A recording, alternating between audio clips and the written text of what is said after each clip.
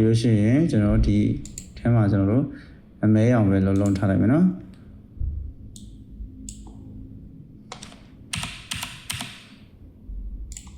โอเคနည်းနည်းလေးလုပ်သေးနော်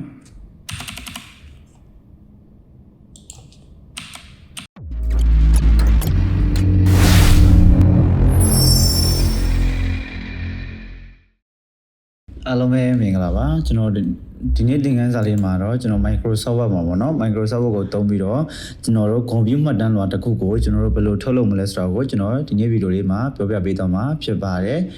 ဒါကြောင့်မို့ကျွန်တော်တို့က Microsoft Word ကိုဝင်လိုက်မယ်ဝင်ပြီးလိုက်ဆိုလို့ရှိရင် page layout ထဲမှာကျွန်တော်တို့ကစာရေး site ကိုရွေးမယ်အထောင်လဲရွေးမယ်ပေါ့နော်ဒါတော့ကိုအသုံးပြုတဲ့ပုံမူတည်ပြီးတော့စာရေး site လဲရွေးလို့ရတယ်အထောင်လဲရွေးလို့ရပါတယ်ပြီးလို့ရှိရင်ကျွန်တော်တို့ကဒီမှာ background ပေါ့နော်ပြီးတော့ computer မှတ်တမ်းလွှာလုံးမယ်ဆိုတော့ကျွန်တော်တို့က page မှာပေါင်းလေးရှိရဲအဲ့ဒါကကြတော့ကျွန်တော်တို့ကိုကြက်တဲ့စီကထည့်လို့ရတယ်ပေါ့နော်ကိုက PSD file တွေပေါ့နော်ကိုက down ထားတဲ့ PNG file တွေရှိတယ်ဆိုလို့ရှိရင်ကျွန်တော်တို့ကအဲ့ဒီကယူပြီးတော့ထည့်လို့ရတယ်တကယ်လို့အမှမရှိဘူးဆိုလို့ရှိရင်ကျွန်တော်တို့ကဘယ်တွေကယူထည့်တယ်ဘယ်တွေကနေယူလို့ရလဲဆိုလို့ရှိရင်ကျွန်တော်တို့ဒီ file ထဲမှာပဲပေါ့နော် file ထဲမှာဆိုလို့ရှိရင်ကျွန်တော်တို့တချို့မှာဆိုလို့ရှိရင်ကျွန်တော်တို့ဒီမှာ Keynote file တွေရှိတယ်ပေါ့နော်အဲ့ Keynote file တွေကနေကျွန်တော်တို့ယူလို့လည်းရပါတယ် Keynote file တွေရှိတယ် Keynote file တွေကနေယူလို့ရပါတယ်ဒီမှာတချို့ computer တွေဆိုလို့ရှိရင်အများကြီးပေါ့နော်ကျွန်တော်ထဲမှာဆိုလို့ရှိရင်တော့ဒါမရှိတော့မရှိဘူးပေါ့တချို့တွေလို့ရှိရင်ဒီကောင်တွေတော့မလှဘူးပေါ့နော်အဲ့ဒီကောင်တွေဘယ်လိုပြောရမလဲဆိုရင်တော့ကိုက insert တက်ရ dashboard တစ်ခုခေါ်လိုက်ခေါ်ပြီးလို့ရှိရင်ကျွန်တော်တို့ဒီ file ကိုယူပြီးတော့ကျွန်တော်တို့ရိုက်ထည့်လို့ရတယ်ပေါ့နော်အဲဆိုလို့ရှိရင်ဒီ file လေးကဒီမှာပြပြီးတော့ကျွန်တော်တို့ဘေးမှာပေါင်းပုံစံဖြစ်မယ်ပေါ့နော်အဲ့လိုမှမဟုတ်ဘူးလေကျွန်တော်ထည့်လို့ခြင်းလဲဆိုလို့ရှိရင်လည်းကျွန်တော်တို့ insert တက်ထည့်ရပဲကျွန်တော်တို့နောက်တနည်းရဘယ်လိုလဲဆိုလို့ရှိရင်ဒီမှာပေါ့နော် insert တက်ထည့်ရနေကျွန်တော်တို့ကကျွန်တော်တို့တစ်ခုယူလိုက်တယ်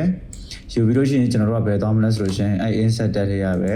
ကျွန်တော်တို့မှာ symbol ဆိုတာရှိတယ်ပေါ့နော် symbol တွေကမှာကျွန်တော်တို့ more symbol ဆိုတာရှိတယ်အဲ့ဒီမှာကျွန်တော်တို့ကိုကြိုက်တဲ့ပုံစံလေးကိုအများကြီးယူလိုက်ပေါ့နော်အများကြီးယူပြီးလို့ရှိရင်ဒါသူကိုကဥမာဒီပုံစံချက်တယ်ဆိုဒီပုံစံလေးပဲအများကြီးယူတယ်ပေါ့နော်အဲ့လိုပုံစံလေးအများကြီးယူပြီးလို့ရှိရင်ဒါဒီတိပြည့်သွားရဆိုလို့ရှိရင်ကျွန်တော်တို့ပေါင်းလို့ရပြီပေါ့နော်ကိုမကိုအကြည့်သေးကိုကို adjust လိုက်လို့ရတယ်ပေါ့နော်ဒီထဲမှာဆိုရှင်လည်းကနုတ်ပန်းလေးအများကြီးရှိတယ်ဒါကတော့ကျွန်တော်တို့ဘေးကပေါင်ပဲယူလို့ရမှာနော်ကိုက background မှာတခါလေးလိုချင်တယ်ဆိုလို့ရှိရင်ကိုက background ဒီက background တွေကိုမချဘူးပေါ့နော်ကိုကြိုက်တဲ့ background ရှိတယ်အဲ့ဒီကလိုချင်တယ်ဆိုလို့ရှိရင်ကျွန်တော်တို့ဘယ်လိုလုပ်ရလဲဆိုလို့ရှိရင်ကျွန်တော်တို့ဒီကရပြီဆိုလို့ရှိရင်ကျွန်တော်တို့ကကိုယူမဲ့ပေါ့နော်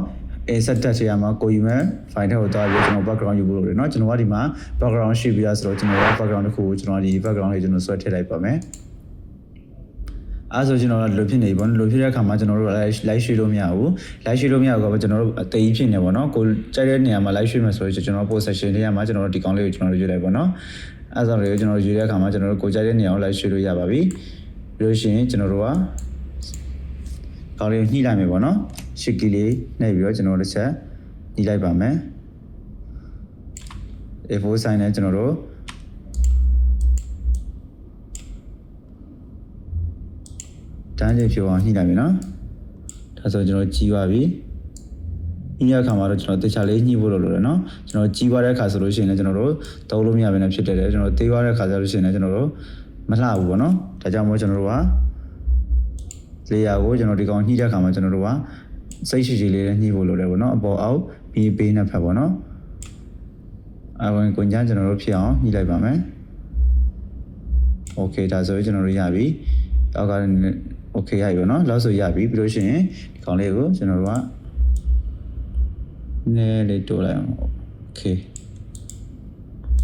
คနည်းလို့တည်းโอเคရပြီနော်လောက်ဆိုရပြီဆိုလို့ရှိရင်ဒီမှာကျွန်တော်တို့ကဘာထပ်လုပ်မလဲဆိုလို့ရှိရင်ကိုကဘာထားမှာလဲပေါ့နော်ကိုက logo ဆိုလို့ရှိရင်ကို logo ကိုကျွန်တော်တို့ယူမယ်ယူတဲ့အခါမှာကျွန်တော်တို့ဒီကောင်ကိုကျွန်တော်တို့အလဲ center ဘလို့တဲမတဲကြည့်လဲဆိုလို့ရှိရင်ကျွန်တော်အရင်တော့ဗီဒီယိုမှာကျွန်တော်ပြောခဲ့တဲ့အတိုင်းပဲပေါ့နော်ကျွန်တော်ဒီကောင်ကိုမယူခင်မှာလဲကျွန်တော်အရင်ဆုံးယူလို့ရတဲ့နည်းလမ်းလေးကျွန်တော်ပြောပြရအောင်နော်ဒီကောင်ရှိပြီဒီကောင်နဲ့လည်းကျွန်တော်ယူရရပါတော့ဒီမှာဆိုလို့ရှိရင်သူအလဲအမှတ်စံတာပြတဲ့နေရာလေးမှာသူပြထားတယ်ပေါ့နော်အဲ့ဒီကောင်လေးကနေကျွန်တော်တစ်ဆင့်ယူလို့ရတယ်ဗာရနေယူမယ်ဆိုလို့ရှိရင်ကျွန်တော်တို့က shade ထဲမှာကျွန်တော်တို့ကမြင်းချောင်းလေးရှိရပေါ့နော်အဲ့မြင်းချောင်းလေးကနေကျွန်တော်တို့ဆွဲမယ်ဒီမှာဆိုလို့ရှိရင်ဒီမှာပေါ့နော်သူအလဲစုံမှတ်လေးသူပြတာ8ကီလေးဖိနေကျွန်တော်ဆွဲချလိုက်မယ်နော်ဒါဆိုလို့ရှိရင်ကျွန်တော်ဒါ A4 ရဲ့အလဲတစ်ဝက်ပေါ့နော်အလဲတစ်ဝက်ပါဒါကိုကတခုဆွဲမယ်ဆိုလို့ရှိရင်အလဲတက်မဲ့သိချင်လို့ရှိရင်ဒီကောင်လေးကိုကျွန်တော်ယူခေါ်သုံးလို့ရတယ်ပေါ့နော်ပြီးလို့ရှိရင်ကျွန်တော်တို့က insert တက်ရမှာ logo ထည့်မယ်ဆိုတဲ့အတွက်ကျွန်တော် picture ထဲကိုပြန်သွားမယ်သွားပြီးလို့ရှိရင်ကိုယ့်ရဲ့ logo ပေါ့နော်ကိုထည့်မဲ့ logo ကိုကျွန်တော်ယူမယ် logo တစ်ခုယူလိုက်ပါမယ်ယူပြီး logo ကခုနတိုင်းဖြစ်နေတယ်ကိုလိုချင်တော့ဆွဲလို့မရဘူးဆိုတော့ position တွေကအပေါ်ဆုံးနှိပ်လိုက်နှိပ်ပြီးကျွန်တော်တို့ရိုက်ပြီနော်ပြီးလို့ရှိရင်ကိုလိုချင်တော့ယူလိုက်မယ်ပြီးလို့ရှိရင်အလဲတက်ပေါ့နော်အလဲတက်ချိန်လိုက်မယ် okay နော်လောက်ဆိုရပြီအော်ကျွန်တော်တို့က background ဖြောင်းမယ်ဆိုလို့ရှိရင်ကျွန်တော်တို့ကမှာနော် picture format တွေကမှကျွန်တော်တို့က remove background ဆိုတာရှိတယ်နော် remove background တစ်ချက်နှိပ်လိုက်တာနဲ့သူကအမှားချက်လေးပေါ့အမှန်ချက်လေးပေါ့နော် key change ဆိုတာရှိတယ်နော်အဲ့ကောင်လေးတစ်ချက်နှိပ်လိုက်ရင်ဒါ auto သူပြတ်သွားမှာသူပြတ်သွားမှာပေါ့နော်ဆိုလို့ရှိရင် okay ဒါဆိုလို့ရှိရင်ကျွန်တော်တို့ဒီမှာ background လေးရပါပြီပြီးလို့ရှိရင် logo လေးရပါပြီပေါ့နော်ပြီးတဲ့အခါမှာကျွန်တော်တို့ကကိုစာရေးရေးလို့ရပြီပေါ့နော်ကိုစာရေးလို့ရပြီဒါကြောင့်မို့ဒီကောင်ကျွန်တော်ဒီကောင်လေးဖြတ်လိုက်ရရင်ဖြတ်သိလေးရတယ်ပေါ့နော်ပြီးလို့ရှိရင်ကျွန်တော်ကဘာရေးမှာလဲပေါ့ပြီးလို့ရှိရင်ဒီဘက်ဘေးနားလေးမှာကို logo လေးထက်ထက်ကျင်သေးတယ်ဆိုလို့ရှိရင်ကျွန်တော်ဘေးရထည့်မယ်ကျွန်တော်ခုနပြောရတဲ့ insert ထဲကမှကျွန်တော်တို့ကဒီမှာ taskbar လေးတစ်ခုခေါ်လိုက်မယ်ခေါ်ပြီးလို့ရှိရင်ဘယ်တော့သွားမလဲဆိုလို့ရှိရင် insert တက်ထဲကမှ sample ဆိုတာရှိတယ် sample ထဲမှာ more sample ဆိုတာရှိတယ်ပေါ့နော် more sample လေးကျွန်တော်တစ်ချက်နှိပ်လိုက်နှိပ်ပြီးဆိုလို့ရှိရင်ဒီမှာပေါ့နော်ကိုထည့်နေတဲ့ဟာလေးတွေကိုထည့်လို့ရပါတယ်ဒီမှာဆိုလို့ရှိရင်ကိုပဲလို့ကိုလေးထားမလဲပေါ့နော်ကိုပညာရေးဆိုပညာရေးနဲ့သက်ဆိုင်နေတာပေါ့နော်ကိုကြိုက်တာလေးကိုကျွန်တော်တို့ရှာပြီးတော့ထည့်လို့ရတယ်ကျွန်တော်တို့ဒီမှာ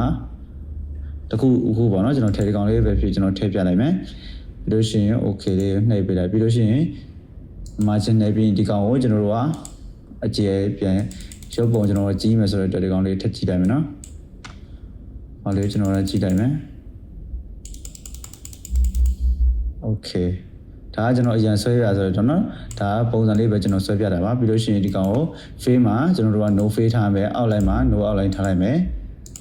okay ပြီးလို့ရှိရင်ဒီကောင်ထပ်ကြည့်ခြင်းနေဆိုလို့ရှိရင်လည်းဒီကောင်ကိုထပ်ကြည့်လို့ရတယ်ပေါ့နော် okay ဒါဆိုလို့ရှိရင်ရပြီပေါ့နော်ပြီးဒီဘက်လည်းအဲ့လိုပဲပေါ့နော်ဒီဘက်လည်းအဲ့လိုပဲဒီဘက်လည်းဘယ်လိုထားမလဲဆို control ကောင်အောင် control key နဲ့ဒီဘက်တစ်ချက်ဆွဲလိုက်ဆွဲပြီးလို့ရှိရင်ဒီကောင်ကိုကျွန်တော်တို့က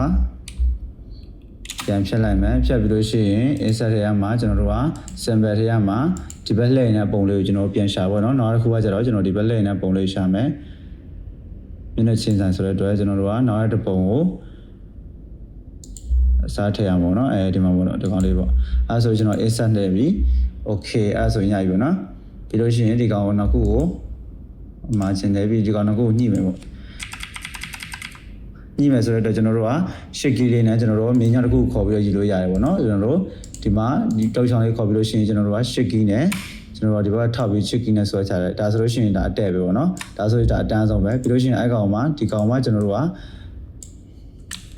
အိုင်မီလေးကိုကျွန်တော်တစ်ချက်ထားပြီးလို့ရှိရင်ကျွန်တော်တို့ကဒီမှာပေါ့နော်ကျွန်တော်ညှိလို့ရတယ်ဒါဆိုရှင်ဒီဘက်ကကောင်ကသေးနေသေးတယ်ဟောနှိမ့်နေသေးတယ်ပေါ့နော်အဲဆိုရှင်အကောင်ကိုကျွန်တော်ညှိပေးလိုက်ပါ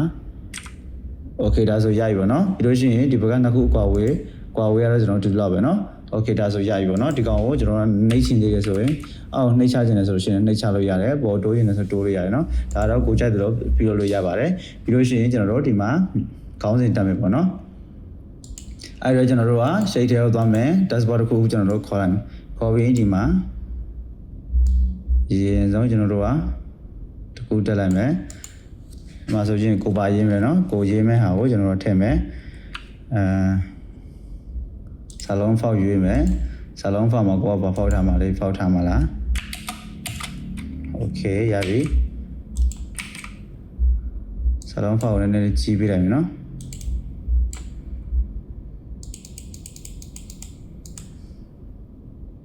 ခေါင်းစဉ်ဖြစ်တဲ့အတွက်ကျွန်တော်တို့ကြီးလေးရေးပြလိုက်မယ်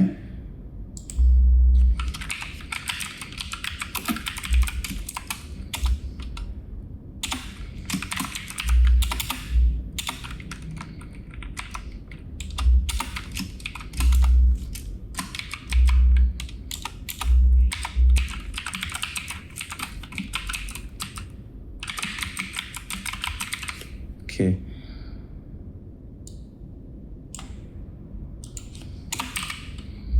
okay ဒါဆိုရပြီပေါ့နော်ဒါဆိုလို့ရှိရင်တို့အရင်ဆုံးထားလိုက်မယ်ပြီးတော့မှစာလုံးကိုကျွန်တော်တို့လိုက်ညှိပြီပေါ့နော်ပြီးလို့ရှိရင်အနောက်အကောင်ကိုကျွန်တော်တို့က outline မှာ no outline ထား fade မှာ no fade ထားလိုက်ရတယ်တကယ်လို့ကိုကအယောင်ထားခြင်းနဲ့ဆိုလို့ရှိရင်တော့ကိုကြတဲ့အယောင်ထားလို့ရတယ်ပေါ့နော်ကျွန်တော်တို့ဒီမှာမထားတော့ဘူးပြီးဒီမှာဒီကောင်ကိုကျွန်တော်တို့ကစာလုံး font သိမ်းမယ်ဆိုတော့ကျွန်တော်ပြန်သိမ်းလိုက်မယ် sorry okay okay အောင်စုကိုပိုင်ထပ်တန်းကြအောင်ပါနော်ပြီးလို့ရှိရင်ဒီကောင်ကိုပေါ်နေနဲ့တိုးပေးလိုက်ပါ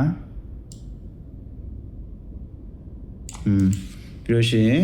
အဲ့အောက်မှာမှကျွန်တော်တို့ကဘာရေးမလဲဆိုလို့ရှိရင်နောက်ခေါင်းစဉ်တစ်ခုပေါ့နော်ဘာပေးမှာလဲပညာရေးဆိုစုပေးပွဲပေါ့နော်ကွန်ပျူတာဆိုတော့ကွန်ပျူတာပေါ့နော်အဲကျွန်တော်ကကွန်ပျူတာလို့ထည့်လိုက်မယ်နော်ကွန်ပျူတာမှတ်တမ်းလွှာပေါ့အဲ့လိုထည့်ရရပါတယ်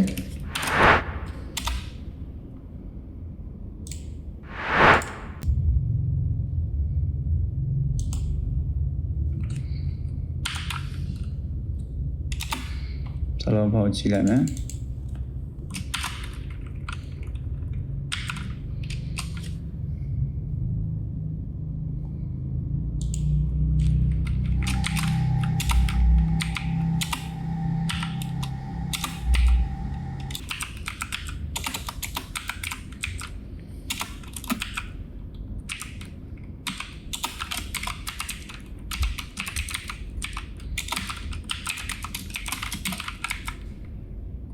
ကျွန်တော်ဒီလိုရေးလိုက်မယ်ပေါ့နော်ပြီးရင်ဒီကောင်လေးစာလုံးဖောက်လေးပြန်သေးလိုက်မယ်ပြီးရင်ကိုဒီကတော့ကိုကဒီစာလုံးဖောက်မကြိုက်ဘူးဆိုလို့ရှိရင်တော့ကိုယ့်တော့ပေါ့နော်ကိုကြိုက်တဲ့စာလုံးဖောက်ကိုကျွန်တော်တို့ဒီမှာယူနိုင်ပါတယ်ကိုယ်ထဲမှာရှိသလောက်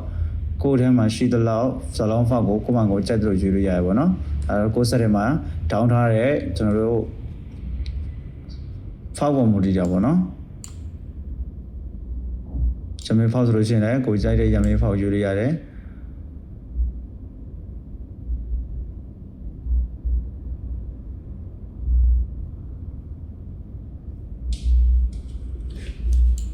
โอเคပြီးလို့ရှိရင်ဒီကောင်ကိုကျွန်တော်ထုံးစံတိုင်းပဲ face မှာ no face ထားလိုက်မယ် outline မှာကျွန်တော်တို့ no outline ထားလိုက်မယ်เนาะပြီးလို့ရှိရင်ဒီကောင်ကိုကျွန်တော်တို့ကသေးလိုက်မယ်ပြီးရင်နေရာချလိုက်မယ်เนาะပြီးလို့ရှိရင်စာလုံးဖောက်ကိုကျွန်တော်တို့ချက်ကြည့်လိုက်မယ်ပြီးရင်ဒီကောင်ကိုကျွန်တော်တို့သေးလိုက်မယ်โอเคပြီးလို့ရှိရင်ဒီမှာပေါ့เนาะအဲ့ဒီမှာကျွန်တော်တို့ပါတယ်ဗောနော်ဒီအောက်လေးမှာကျွန်တော်က logo လေးဒီအောက်လေးမှာဗော logo လေးထားခြင်းနဲ့ဆိုလို့ရှိရင်ကျွန်တော်တို့ထားလို့ရပါတယ်ဘာလဲဆိုလို့ရှိရင်ကျွန်တော်အရင်ဆုံး insert တက်ထဲမှာကျွန်တော် shape လေးကိုထည့်ရမှာကျွန်တော် touch box လေးတစ်ခုယူလိုက်မယ်နော်ယူပြီးလို့ရှိရင်ကျွန်တော်ကဘယ်ထဲသွားမလဲဆိုခုနပြောတဲ့အတိုင်းပဲဗောနော်ဒီ sample ထဲမှာကျွန်တော်တို့ကမိုး sample ဆိုတာရှိတယ်ဗောနော်အဲ့ဒီမှာကိုဘယ်ကောင်လေးထားမလဲဗောနော်အောက်မှာလေးအောက်ကအခန်းလေးဗောနော်အဲ့ဒီမှာကျွန်တော်တို့ကိုကြိုက်တဲ့နေရာကိုကြိုက်တဲ့ဟာလေးကိုကျွန်တော်ရွေးပြီးတော့ထားလို့ရပါတယ်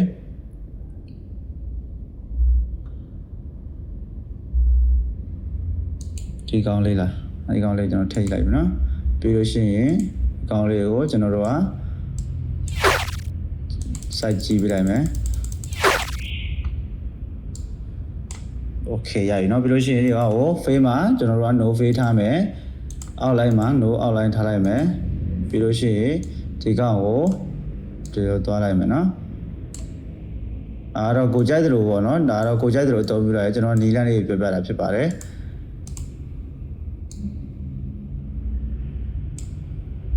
ဒီကောင်နှစ်ခုသုံးခုထားခြင်းနဲ့ဆိုတော့ရပါတယ်ဗောနော်ကျွန်တော်တို့ဒီမှာထပ်ထည့်လို့ရပါတယ်ဒီအောက်မှာကျွန်တော်တို့ခုနယူခဲ့တဲ့နှစ်ခုသုံးခုလောက်ထားလိုက်မယ်ဗောနော်သုံးခုလောက်ထားလိုက်မယ်အဲဆိုရှင်ဒီမှာသုံးခုရပြီ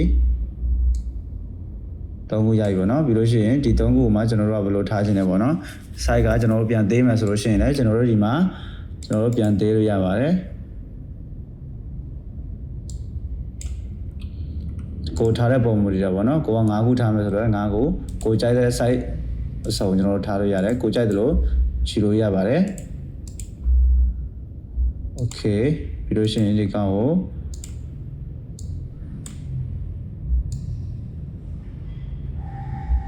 ဒီဟိုကတော့ဗောနော်ဒါကတော့ကျွန်တော်တို့ဘယ်မှာ trade to ယူကြမလို့ဗောနော်ကျွန်တော်တို့ Microsoft software ထဲမှာပဲကျွန်တော်ရှိတဲ့ဟာလေးကိုကျွန်တော်သုံးပြတာဖြစ်ပါတယ်เนาะတကယ်လို့ကို့မှာပါအခြား file တွေထဲမှာကို့မှာရှိပြီးသားဆိုလို့ရှိရင်เนาะကျွန်တော်ဒီကနေတော့ကျွန်တော် trade to ယူကြမလို့ဗောနော်ဒီကလှတာတွေကျွန်တော်တို့ထည့်ယူလို့ရပါတယ်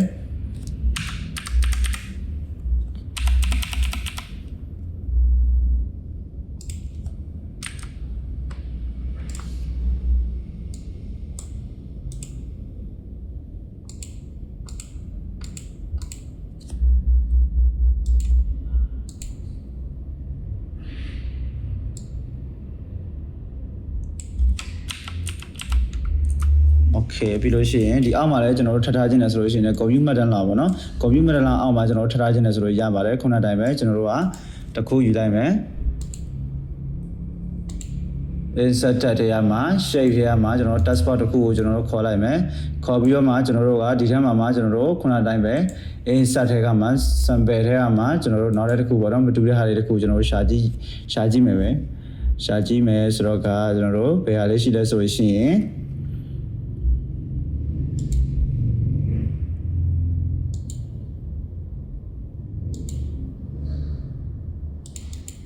ဒီဟာလေးပဲကျွန်တော်တို့ယူလိုက်မယ်နော်ဒါလေး3ခုလောက်ယူလိုက်မယ်3-4ခုလောက်ယူလိုက်ပါမယ်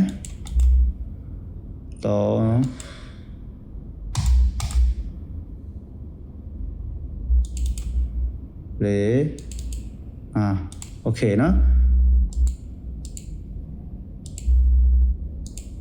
ဆိုလို့ရှိရင်တော့များပါပြီโอเคလောက်ပဲဒါပြီးလို့ရှိရင်ဒီကောင်ကိုကျွန်တော်က site ကြည့်လိုက်ပါမယ် site ကိုကြည့်လိုက်မယ်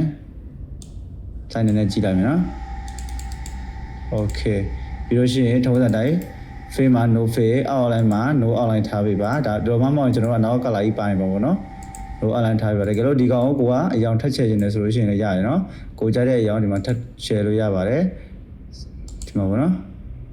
ကိုပါရောင်ထားခြင်းနဲ့ကိုထားခြင်းတဲ့အရောင်လေးထက်ချဲ့လို့ရတယ်ပေါ့နော်ဒီမှာအဲ့လိုထည့်အရောင်ထားခြင်းတာတကယ်လို့ကိုပါကိုကြတဲ့အရောင်ထက်လို့ရတယ်နော်ပြီးလို့ရှိရင်ဒီကောင်ကိုကျွန်တော်တို့က adjust လုပ်လိုက်မယ်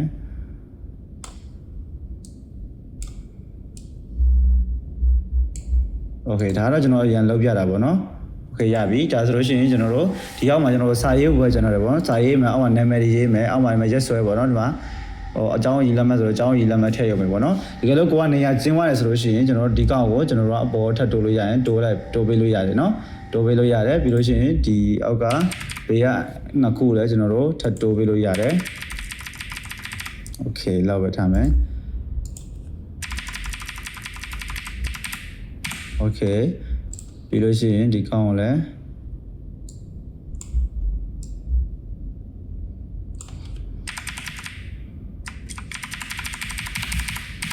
အများဆုံးပေါ့နော်ဒီ logo တွေအောက်ကခေါင်းစဉ်တွေကဒီဟာရဲ့3ပုံ1ပုံလောက်ပဲထားရမယ်ပေါ့နော်ဘာလို့လဲဆိုတော့အဲ့လိုမှမဟုတ်ဆိုရှင်ကျွန်တော်တို့အပေါ်မှာကစားအပေါ်မှာမရှိတော့မှဆိုလို့ပေါ့နော်3ပုံ1ပုံလောက်ထိအောက်တော့မကျော်သေးနဲ့ပေါ့နော်အဲ့လိုဆိုအောက်မှာစာရေးရပါနဲ့သူကဒီကောင်နေသေးတယ်ဆိုရင်ဒီကောင်လေးကိုကျွန်တော်ထပ်ထည့်လိုက်မယ်နော်နှစ်ခုလောက်ထပ်ထည့်လိုက်မယ် insert ထဲမှာ sample ထဲမှာဒီကောင်လေးနှစ်ခုလောက်ထပ်ထည့်လိုက်မယ် okay အဲ့ဆိုတစ်ချက်ပဲနော်သူအောင်နောက်မှရှိတယ်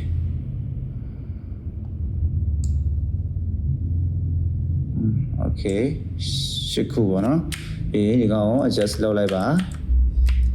အဲ့ဒီကောင်လည်းကျွန်တော်တို့color တွေထပ်ပြင်မယ်ဆိုလို့ရှိရင်လည်းပြင်လို့ရတယ်เนาะကိုကြိုက်တဲ့ color ကျွန်တော်တို့ထပ်သွားလဲသူ bolding မှာရတယ်ရောเนาะ bolding ပို့လာမယ်ပြီးလို့ရှိရင်ဒီမှာ color ကိုကျွန်တော်ကဘယ် color ထားမလဲပေါ့เนาะစာလုံးမှာရောကိုကြိုက်တဲ့ color ကို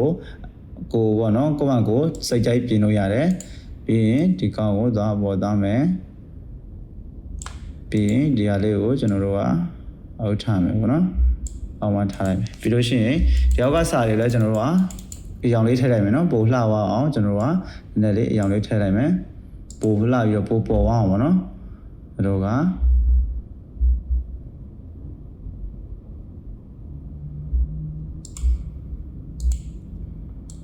အရောင်လေးထားလိုက်မယ်နော်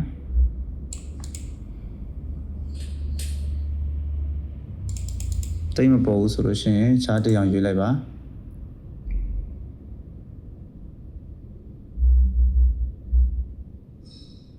စာလုံးဖောက်တရားစားပါเนาะကိုမကိုစိတ်ကြိုက်ပြန်ပြင်လို့ရပါတယ်ကို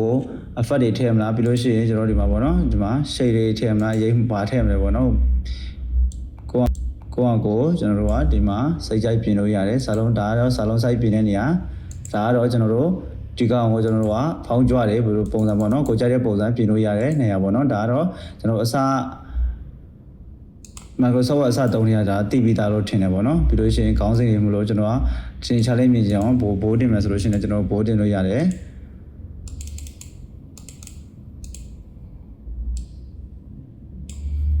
refresh ရမှာကောင်းဆိုလို့ရှိရင်ကျွန်တော်တရားပြောင်းပါနော်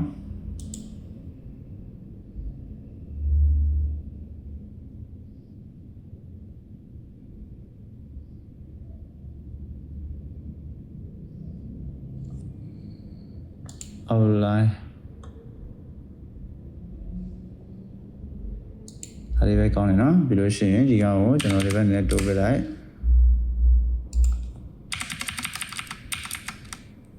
ပြင်ကာလာကတော့ကျွန်တော်တို့ကိုကြိုက်တဲ့ကာလာပေါ့နော်ကိုကြိုက်တဲ့ကာလာကိုချိန်လိုက်ပါโอเคအဲ့ဒီပေါ့နော်ပြီးလို့ရှိရင်ဒီကောင်ကိုကျွန်တော်နှစ်ဆလုံးနဲ့ကြီးပေးလိုက်မယ်နော်ဒီကောင်နဲ့သေးနေโอเคပြီးရင်ဒီကောင်ကို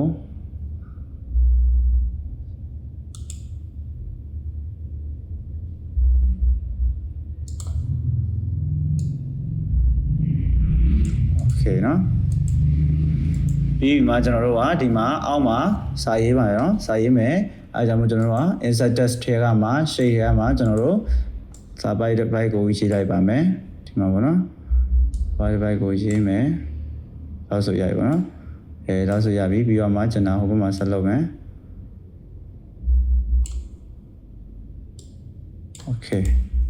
ပြီးတော့မှဒီမှာ outline မှာ no outline ထား face မှာ no face ထားပါမယ်ပြီးစာလုံး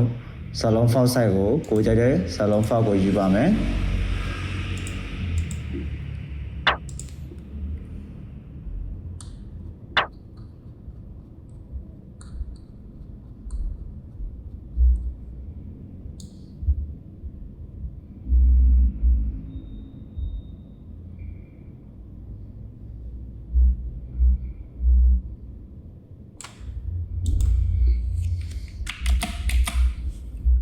ပြီးစာလုံး font ကို12လောက်ထားမယ်နော်တကူတိုင်း sorry ကျွန်တော်တို့စာလုံး font ကို16လောက်ထားလိုက်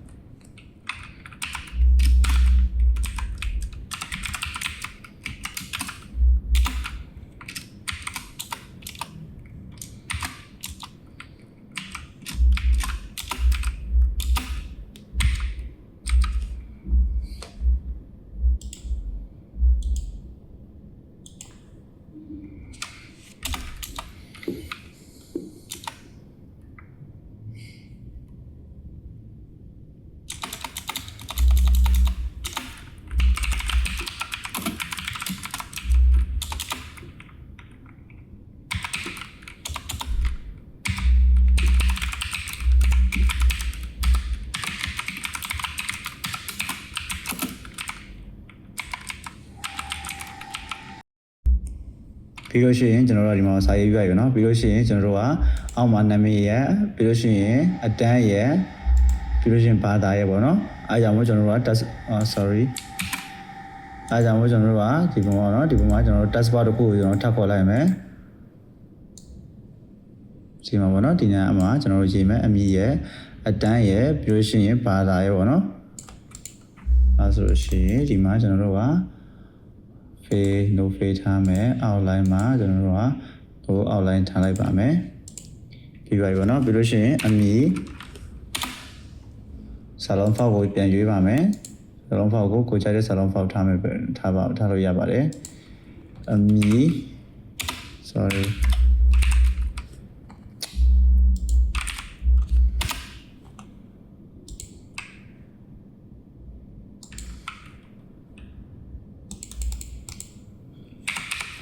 အမည်ပြီးလို့ရှိရင်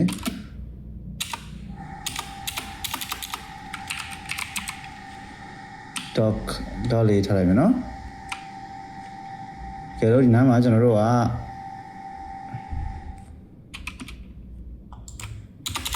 နေရာလေးချခြင်းနဲ့ဆိုလို့ရှိရင်ကျွန်တော်တို့ space bar လေးနဲ့တွားလို့ရတယ်နော်အမည်ပြီးလို့ရှိရင်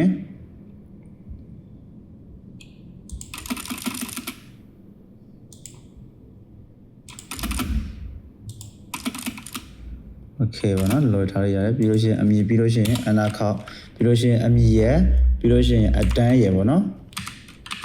အတန်းကသူပဲအတန်းလဲ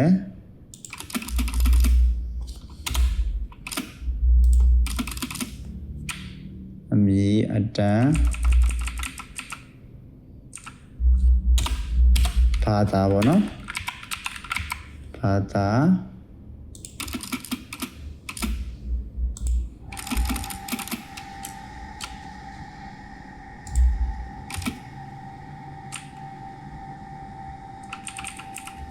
โอเคပေါ့နော်ဒါဆိုရှင်ကျွန်တော်ရပြီဒီကောင်လေးရပြီအကောင့်လေးကိုကျွန်တော်တို့ကနည်းနည်းလေးချဲမယ်ဆိုလို့ရှိရင် select ပဲပြီးဒီထဲမှာကျွန်တော်တို့တပြန်ချဲလို့ရတယ်ပေါ့နော်တကွာနဲ့တကွာကျွန်တော်ဘယ်လောက်ထားမှာလဲနည်းနည်းချဲလေးထားမယ်ဆိုတော့တော့ထားလိုက်ပေါ့နော်ပြီးအကောင့်လေးကိုကျွန်တော်တို့ရပြီပေါ့နော်ဟုတ်ကဲ့ပါဒါဆိုလို့ရှိရင်တော့ကျွန်တော်ဒီမှာသုံးလို့ရပြီပေါ့နော်ပြီးလို့ရှိရင်ဒီအောက်မှာဆိုပါလဲဆိုရက်ဆွဲပေါ့နော် date တွေရက်ဆွဲထည့်မယ်ပေါ့နော်အားကြောင့်မို့ကျွန်တော်တို့က insert တွေလည်းနောက်တစ်ခုထည့်ယူမယ်ဒီမှာ date ထည့်မယ်ပေါ့နော်ဒါဆိုလို့ရှိရင်ဘယ်နှလပိုင်းเนาะဘယ်နှရက်ပေါ့เนาะအရာကကျွန်တော်တို့ကဒီမှာ color လေးထားလိုက်ဘယ်နှရက်ပေါ့เนาะ sorry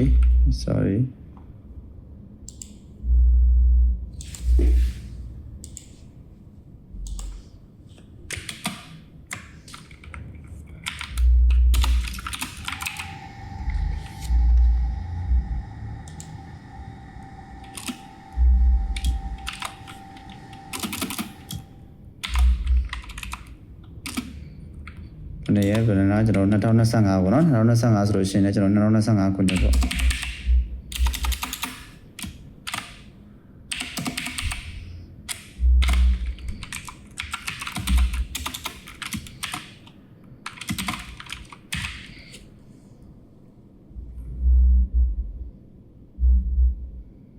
ီးလို့ရှိရင်ဒီကောင်ကိုကျွန်တော်တို့က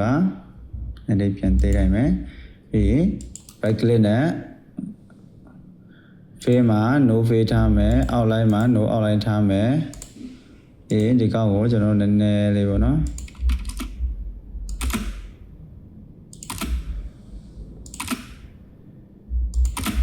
โอเคပြီးရင်ဒီကောင်ကိုစာလုံးနည်းနည်းကြီးပြလိုက်ပါပိုးလေးတင်ပြလိုက်ပါပြီးရင်ဒီကောင်အောင်နည်းနည်းချပြလိုက်နော်โอเคပြီးလို့ရှိရင်ကျွန်တော်ကနောက်တစ်ခုပေါ့နော်နောက်တစ်ခုကဒီဘက်မှာဘယ်လိုလဲဆိုလို့ရှိရင်ဒီဘက်မှာပါလဲဆိုရင်ကျောင်းအုပ်ပေါ့နော်ကျောင်းနာမည်ရေးမယ်လက်မှတ်ပေါ့နော်သူလက်မှတ်ရှိရင်သူလက်မှတ်မှာကျွန်တော်တို့ထည့်လို့ရပါတယ်နော်သူလက်မှတ်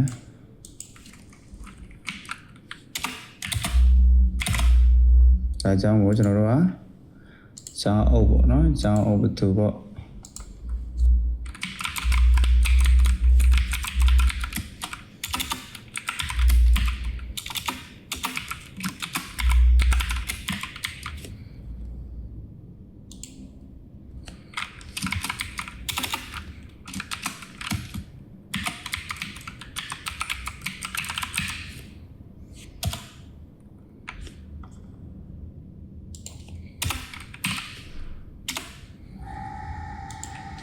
ဒီမှာအနာခေါ်ပြီးမှကျွန်တော်တို့အင်္ဂလိပ်လိုရေးပေါ့နော်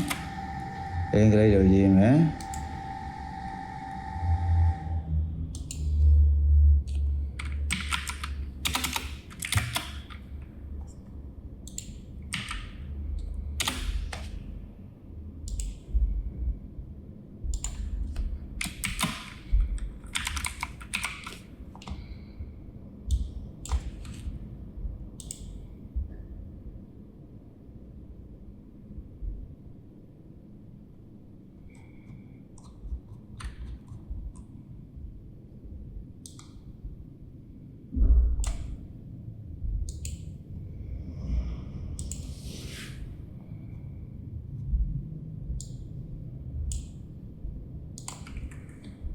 ညဒီမှာကျွန်တော်တို့ site လေးနဲ့ကြည့်လိုက်မယ်နော်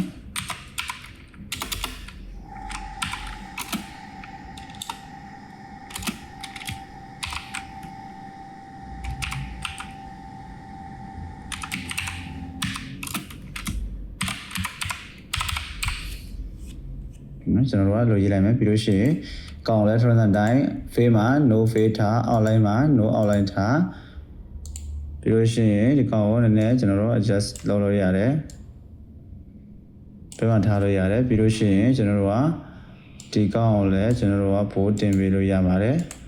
โอเคเนาะဒါဆိုရှင်ကျွန်တော်တို့ရပြီပေါ့နော်လက်မှတ်ထည့်ကြည့်လိုက်မယ် insert ရပါတယ်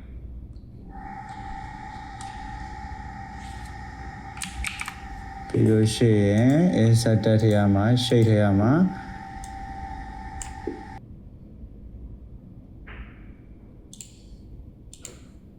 โอเคမှာရပြီเนาะရပြီဆိုရှင်ကျွန်တော်တို့ကအောက်ကဟာကိုကျွန်တော်တို့က outline မှာ no outline ထားလိုက်မယ် face မှာ no face ထားလိုက်ပါမယ်ပြီးရင်ဒီကောင်းကိုကျွန်တော်တို့ကနည်းနည်းလေးသေးလိုက်မယ်เนาะ sorry ကနေယူမယ်ပေါ့နော်နားမှာထားမှာပဲပြီးရင်ကောင်းနေနေသေးလိုက်မယ်လည်းချက်ကြည့်လိုက်မယ်နော်ပြီးလို့ရှိရင်ဒီကောင် cross လုပ်မယ်နော် cross လုပ်မယ်မလို့အဲ့ဒါတွေကျွန်တော်ဖြတ်ထုတ်ပါမယ်ဒါကြောင့်မို့ကျွန်တော်တို့ကright click နဲ့ပြီးမှ cross ရှိရနော် cross နှိပ်လိုက်ပြီးရင်မလို့အတဲ့အပိုင်းတွေအကုန်လုံးကျွန်တော်တို့က cross လုပ်လိုက်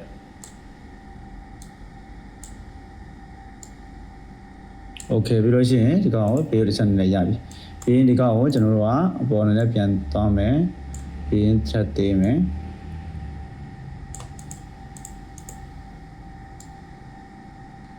ချက်သေးမယ်ရရင်နော်လောက်ဆိုရပြီပြီးရင်ဒီကောင်ကိုကျွန်တော်တို့ကဘာလုပ်ရမလဲဆိုလို့ရှိရင်ဒီကောင်ကိုကျွန်တော်တို့ကဒီအနောက်မှာပါတဲ့အကြောင်းကျွန်တော်ဖြောက်ထုတ်မယ်နော်ဖြောက်ထုတ်မယ်ဆိုလို့ရှိရင်ကျွန်တော်တို့ကဘယ်သွားမလဲဆိုရင် remove background ဆိုတော့ကျွန်တော်ချက်နေကြည့်လိုက်ပြီးလို့ရှိရင် key ဆိုနှိပ်ကြည့်လိုက်ဒါဆိုမရဘူးเนาะဒါဆိုကျွန်တော်တို့ control ဆန်နဲ့ပြန်သွားပြီးလို့ရှိရင်ဒီမှာလည်းဒီမှာ color ရဲ့ edit effect ဆိုတာရှိရပါတော့အဲ့ဒီမှာကျွန်တော်တို့အဆင်ပြေမဲ့ကိုအနောက်ခံအရောင်နဲ့အဆင်ပြေမဲ့ဟာကျွန်တော်လိုက်ရွေးကြည့်ပါတော့ကိုနောက်ခံ color နဲ့ပေါ့နော်ကိုနောက်ခံ color နဲ့ဘယ်ကောင်နဲ့အဆင်ပြေတော့လဲအဆင်ပြေတော့မဲ့ဟာအနည်းဆုံးဟာကိုကျွန်တော်တစ်ချက်ထားကြည့်လိုက်ပြီးလို့ရှိရင်ဒီဘက်မှာ effect နှစ်ခုပါဝင်တောင်းအောင်ပေါ့နော်ဒီလိုကိုကA4 စာရွက်ကိုကျွန်တော်တို့အနောက်ခံအဖြူဆိုလို့ရှိရင်တော့ပိုဆင်ပြပါတယ်ဒါကတော့ကျွန်တော်တို့အဖြူမဟုတ်တဲ့အတွက်တော့နည်းနည်းလေးတော့เนาะကတိကတ်ဖြစ်ပါတယ်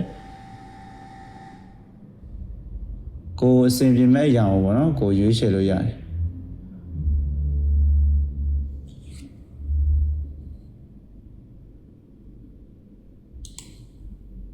ပြီးလို့ရှိရင် collection ထဲမှာ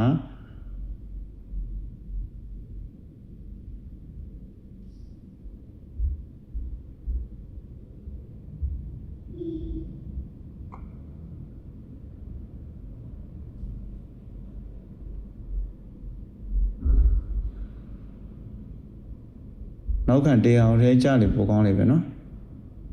နီးဆုံးရှိမရအောင်လိုက်ယူ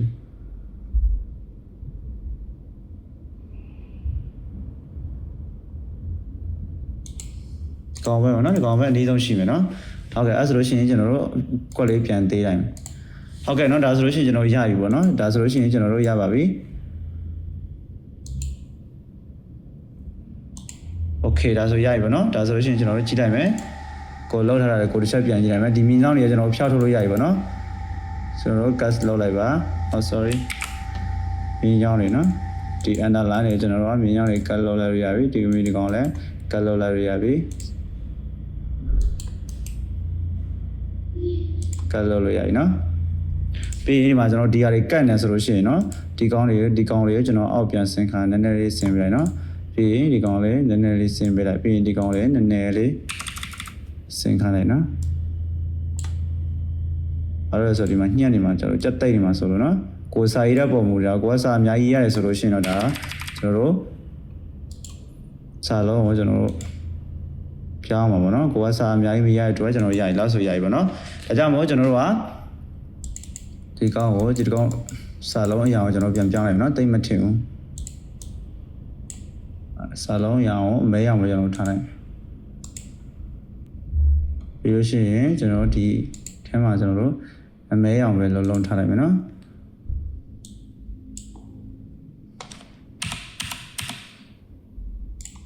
โอเคနည်းနည်းလေးလို့သေးနော်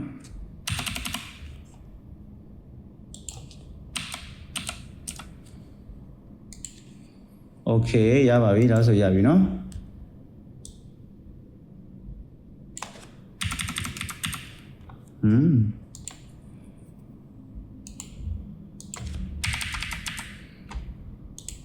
โอเคအဲ့ဆိုရှင်ဒီကောင်ကျွန်တော်ဆေးလိုက်တော့မယ်နော်ဆေးပြီးလို့ရှိရင်ဆေးfile ရမှာဆေးပြီးလို့ရှိရင်ကိုဘယ်ထဲသွားမှာလဲပေါ့နော်ကိုဘယ်ထဲမှာဆင်းမှာလဲ desktop ပေါ်မှာဆင်းမှာလားအဲ့မှာ document ထဲမှာဆင်းမှာလားပေါ့နော်ကိုထားခြင်းတဲ့နေရာမှာကျွန်တော်တို့ထားလို့ရတယ်ကျွန်တော်ကတော့ဒီမှာ download ဆိုတဲ့ထဲကိုကျွန်တော်တို့သွားလိုက်မယ်သွားပြီးလို့ရှိရင်ကျွန်တော်တို့ကဒီမှာနာမည်ပေးလိုက်မယ်ဒီdownload ပေးလိုက်မယ်ပြီးလို့ရှိရင်ဘာ file နဲ့သွားမှာလဲပေါ့နော်ကျွန်တော် PDF file နဲ့ချက်သွားလိုက်မယ် save လိုက်မယ်နော်ဟုတ်ကဲ့ပါဒါဆိုလို့ရှိရင်ကျွန်တော် PDF file နဲ့ save ပြပါပြီเนาะပုံလည်းပြီးပါပြီဟုတ်ကဲ့ပါအဲ့ဆိုလို့ရှိရင်ကျွန်တော် PDF file လေးပေါ်လာပြီပေါ့เนาะ PDF file လေးပေါ်လာတစ်ချက်ကြည့်လိုက်မယ်ဒီမှာပေါ့เนาะကျွန်တော်တို့ရိုးရှင်းရှင်းလေးနဲ့လှတယ်ပေါ့เนาะ ဟုတ်ကဲ့ပါအဲ့ဆိုဒီနေ့ဗီဒီယိုမှာကျွန်တော်ပြပြခဲ့တာကျွန်တော် Microsoft Word သုံးမျိုးပါနော်ကျွန်တော်တို့ computer မှတ်တမ်းလွှာတော့ကျွန်တော်ဘယ်လိုထုတ်လဲဆိုတော့ကျွန်တော်ပြပြပေးတာဖြစ်ပါတယ်အားလုံးကိုကျေးဇူးတင်ပါတယ်နောက်ဗီဒီယိုမှာပြန်တွေ့ကြမယ် Collab ပါ